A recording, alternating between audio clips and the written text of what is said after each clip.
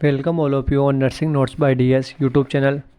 इस वीडियो में हम अब तक जितने क्वेश्चन आरआरबी में पूछे गए हैं प्रीवियस ईयर में वो इम्पोर्टेंट क्वेश्चन देखने वाले हैं।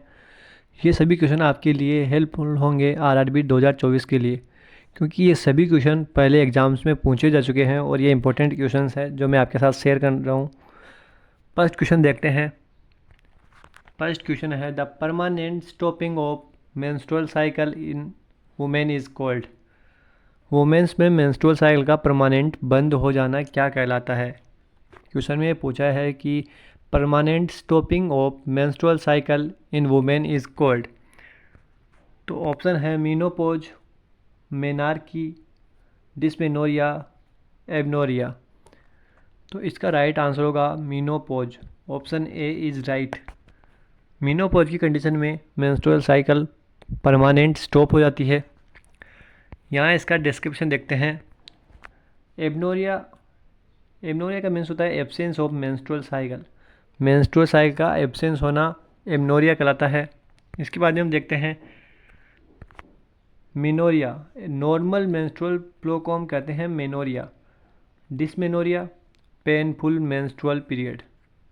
पेनफुल मेंस्ट्रुअल पीरियड को डिस्मेनोरिया के नाम से जाना जाता है। इसके बाद में menorrhagia, heavy and prolonged bleeding. Heavy और प्रोलॉन्ग्ड ब्लीडिंग होती है इसमें। डिस्मेनोरिया में पेनफुल मेंस्ट्रुअल साइकिल होती है और मेनोरेजिया में हेवी और प्रोलॉन्ग्ड मेंस्ट्रुअल ब्लीडिंग देखने को मिलती है। इसके बाद देखते हैं ओलिगोमेनोरिया। ये सभी इम्पोर्टेंट टर्मिनोलॉजी है मेंस्ट्रुअल साइकिल की जो एग्जाम्स में बार बार रिपीट होती है। इनफ्रीक्वेंट मेंस्ट्रुअल पीरियड्स, इनफ्रीक्वेंट हो जाते हैं। कोई फिक्स टाइम जो कि नॉर्मल टाइम 28 डेज़ का होता है वो ना होकर इनफ्रीक्वेंट रूप से मेंस्ट्रुअल साइकिल का आना ओलिगोमेनोरिया कहलाता है। लास्ट है पॉलीमेनोरिया, फ्रीक्वेंट मेंस्ट्रुअल फ्लो। बहुत जल्दी जल्दी मेंस्ट्रुअल साइकिल का आना पॉलीमेनोरिया कहलाता है। ओलिगोमेनोरिया में टाइम 28 दिन से ज़्यादा का हो जाता है और पॉलीमेनोरिया में इससे कम का टाइम, इसके कम टाइम में ही वापस मेंस्ट्रुअल साइकिल आ जाती है। नेक्स्ट क्वेश्चन हम देखते हैं। Rice water stool is symptom of. Rice water stool किसका सिम्टम है। Option A cholera, option B typhoid, option C dysentery, option D inflammatory bowel disease. तो इसका राइट आंसर होगा rice water stool is the symptom of cholera. Cholera की condition में rice water stool देखने को मिलता है। अब ये किसकी वजह से होता है, वो है एक बैक्टीरिया। बैक्टीरिया की वजह से देखने को मिलता है विब्रियो कोलेरा। विब्रियो कोलेरा नाम के बैक्टीरिया की वजह से देखने को मिलता है कोलेरा। सेकेंड यहाँ दे रखा है डिसेंट्री। डिसेंट्री एक इन्फ्लामेटरी प्रॉब्लम होती है इंटेस्टाइन की, जो कि मेनली चिल्ड्रंस में देखने को मिलती है। मोस्टली ये चिल्ड्रंस में देखने को मिलती है और इन्फ्लामेशन होता है इसमें इंटेस्टाइन का। इसमें कई बार ब्लडी डायरिया देखने को मिलता है, ब्लडी डायरिया। और इसी के साथ जो इसका मोस्ट कॉमन कोज है वो है सिंगेला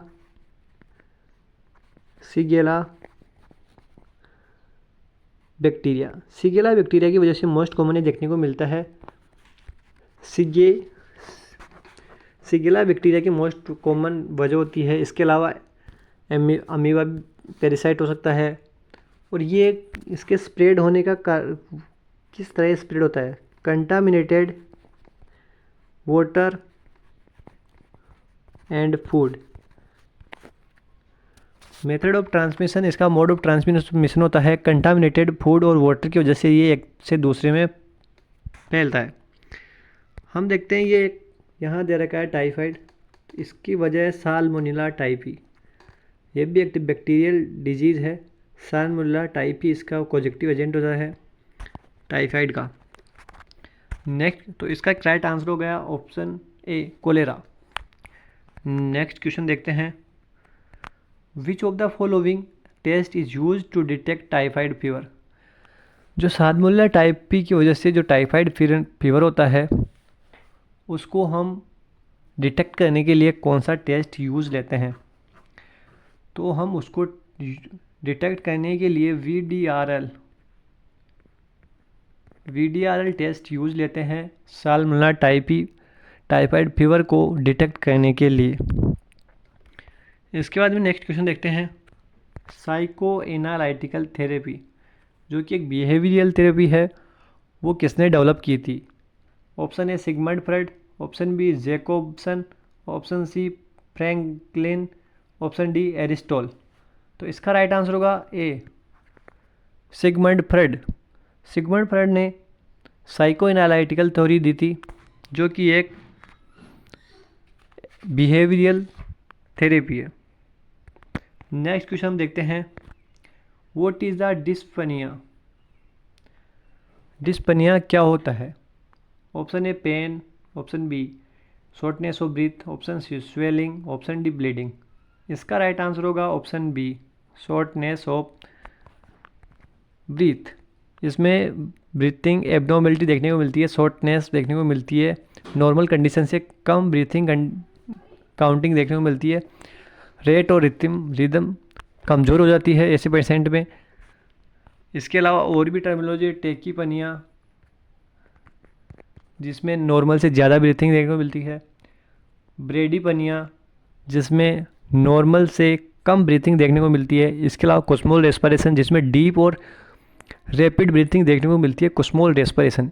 कुस्मोल रेस्पिरेशन भी एक इम्पोर्टेंट टर्मिनोलॉजी है जो कि बार बार पूछी जा सकती है। कुस्मोल रेस्पिरेशन, इसमें ऐसी कंडीशन है जिसमें डीप और रैपिड रेस्पिरेशन देखने को मिलता है कुस्मोल रेस्पिरेशन में। तो ये इंपॉर्टेंट टर्मिनोलॉजी थी रेस्पिरेटरी सिस्टम से रिलेटेड। पांचवें क्वेश्चन का आंसर होगा option B shortness of breath. Next question हम देखते हैं, cross infection can be occur through following accept.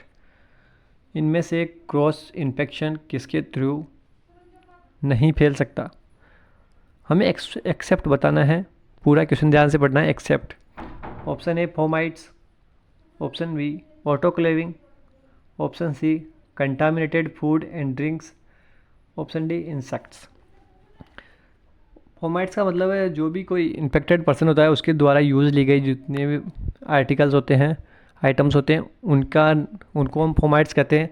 तो सीधी सी बात है, जो इन्फेक्टेड पर्सन के द्वारा यूज़ ली गई थिंग्स होगी उनसे इजीली ट्रांसफ़र हो सकता है कोई भी इन्फेक्शन। कंटामिनेटेड फूड और ड्रिंक से भी हो सकता है, इंसेक्ट्स से भी क्रॉस इन्फेक्शन हो सकता है। लेकिन इसका जो राइट आंसर होगा ऑटोक्लेविंग एक स्टेरलाइजेशन टेक्निक है। ऑटोक्लेविंग एक स्टेरलाइजेशन टेक्निक है, इससे क्रॉस इन्फेक्शन होने का कोई चांस नहीं होता है।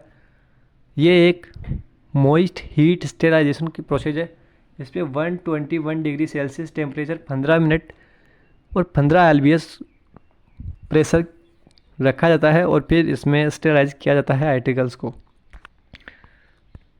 इसमें 121 degree Celsius temperature, 15 LBS pressure और 15 मिनट, ये इसके पैरामीटर होते हैं ऑटोक्लेविंग के।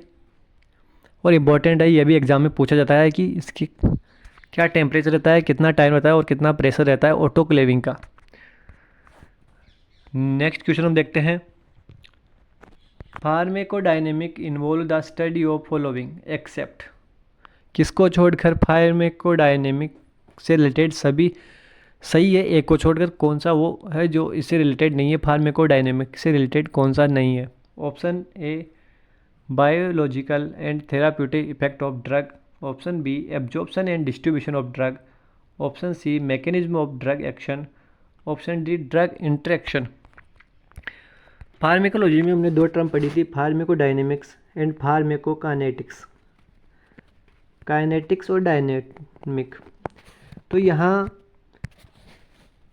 डायनेमिक का मीन्स होता है ड्रग बॉडी के साथ क्या रिएक्शन करती है, ड्रग बॉडी के साथ क्या करती है उसे फार्मेकोडायनेमिक कहा जाता है। और बॉडी ड्रग के साथ क्या करती है उसे फार्माकोकाइनेटिक कहा जाता है। तो यहाँ ऑप्शन है बायोलॉजिकल एंड थेराप्यूटिक इफेक्ट, ये ड्रग करती है। Option B absorption and distribution of drug, ये बॉडी ड्रग के साथ करती है। बॉडी ड्रग को एब्जॉर्ब करती है और डिस्ट्रीब्यूट करने का काम बॉडी करती है, ना कि ड्रग करती है। Option C mechanism of drug action, ये भी ड्रग का काम है बॉडी के ऊपर। ऑप्शन डी ड्रग इंट्रैक्शन, ये भी ड्रग का बॉडी के ऊपर वर्क होता है। ऑप्शन बी को छोड़कर सभी फार्माकोडायनेमिक्स से रिलेटेड है। ऑप्शन बी जो है वो फार्माकोकाइनेटिक्स से रिलेटेड है। फार्माकोकाइनेटिक में बॉडी ड्रग के साथ क्या करती है वो फार्माकोकाइनेटिक में आता है, और ड्रग बॉडी के साथ क्या करती है वो फार्माकोडायनेमिक में आता है। तो इसका राइट आंसर बी होगा। Next question, repeated urination while sleeping even after 5 year of age is called, 5 साल के बाद में सोते वक्त बार बार यूरिन पास आउट करना, इस कंडीशन को क्या कहते हैं। Option A enuresis, option B tic, option C stuttering, option D encopresis. तो इसका राइट आंसर होगा ऑप्शन ए एन्यूरेसिस। एन्यूरेसिस ये एक प्रॉब्लम है जिसमें कोई भी चाइल्ड होता है वो 5 साल पे अपना नॉर्मली यूरिन पास आउट करने का पैटर्न सेट कर लेता है, लेकिन बहुत सारे बच्चों में ये एबनॉर्मलिटी होती है और 5 साल बाद में भी वो यूरिन पास आउट करने के लिए कोई टाइम उसके लिए फिक्स नहीं होता। उसको यूरिन पास आउट करने की सेट तरीका उसे समझ नहीं पाता है, तो वो मोस्टली स्लीपिंग के टाइम में बार बार यूरिन पास आउट करता है 5 साल बाद में। तो उस कंडीशन को हम एन्यूरेसिस कहते हैं। मोस्टली 4 साल की एज पे ही बच्चा यूरिन पास आउट करना सीख जाता है, लेकिन ये एक एबनॉर्मलिटी है जिसमें बच्चा यूरिन पास आउट करना नहीं सीखता है 5 साल के बाद भी। तो इस कंडीशन को हम एन्यूरेसिस के नाम से जानते हैं। इसमें एक है टिक डिसऑर्डर, एक स्पीकिंग से रिलेटेड एबनॉर्मलिटी है जिसमें बार बार कंपल्सिव और रिपीटेटिव साउंड मोमेंट्स होते हैं। किसी भी एक ही शब्द को बार बार बोलना और रिपीट करना वो टिक डिसऑर्डर होता है। शटरिंग ये भी एक स्पीकिंग डिसेबिलिटी होती है जिसमें हकलाकर बोलना, कोई नाम ले रहा है तो उसमें बार बार एक ही शब्द पे अटके रहना शटरिंग कहलाता है। इसके बाद में आता है एनकोरपेरेसिस, ये एन्यूरेसिस की जैसी एक कंडीशन है। इसमें कोई भी बच्चा अगर 4 साल की उम्र के बाद में हार्ड स्टूल के पीसेज अगर अंडर गारमेंट में पाए जाते हैं 4 साल की उम्र बाद में, तो उस कंडीशन को एनकोरपेरेसिस कहते हैं। ये कॉन्स्टिपेशन की कंडीशन होती है जिसमें बच्चा स्टूल पास आउट नहीं कर पाता है और जो लिक्विड पार्टिकल होते हैं वो बच्चे के अंडर गारमेंट्स में पाए जाते हैं 4 साल की उम्र के बाद में। ये कंडीशन अगर देखने को मिलती है तो उसे एनकोरपेरेसिस कहा जाता है। नेक्स्ट क्वेश्चन हम देखते हैं, the light of which colour is use to treat neonatal jaundice. Neonatal jaundice को ठीक करने के लिए कौन सी लाइट का यूज़ लिया जाता है। Red light, yellow light, orange light and option D blue light. इसका राइट आंसर होगा ब्लू लाइट। इसकी फ्रीक्वेंसी ज़्यादा होती है इसीलिए हम ब्लू लाइट को नियोनेटल जॉन्डिस को ट्रीट करने के लिए यूज़ लेते हैं। लास्ट क्वेश्चन हम देखते हैं, after menopause in women the chances of her developing osteoporosis increase because.